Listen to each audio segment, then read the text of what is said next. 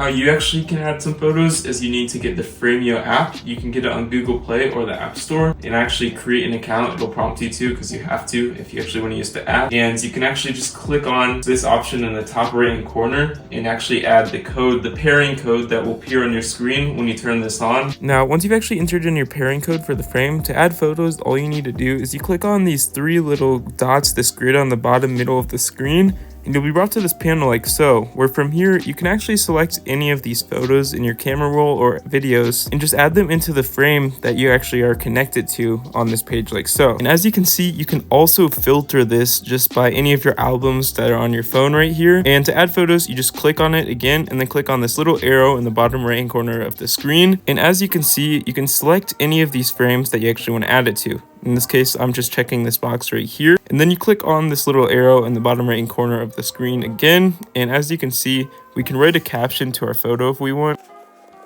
And once you do that, you just click on the arrow once again in the bottom of the screen, and you can actually adjust for the center of the photo so that the center of the photo is the focus that shows up in the center of the screen. Now, unless you want the center of focus to be this branch or something way off to the side, I recommend just leaving it in the middle most of the time. And once you've actually adjusted your focus, you click on send photo, and you've actually just sent your first photo to the frame. You can do individual photos like I just showed you, or you can actually hold down on one of these photos and select multiple and just add them all to the frame, again with the arrow, and you can adjust them and then click on send and they will actually be sent into the frame, and just add it to the rotation like so. And when you touch on the screen, just tap anywhere in the middle, you can actually have a bunch of these settings options. You have adding a person in the top left. You can actually add any person using this code right here on screen. Now you can send this to any person in your family. Now if you gifted this screen to your grandmother, for example, you can copy this code and send it to any relatives on your screen who are using the app, and they can basically add the code using the exact same way that I showed you on this side of the screen over here.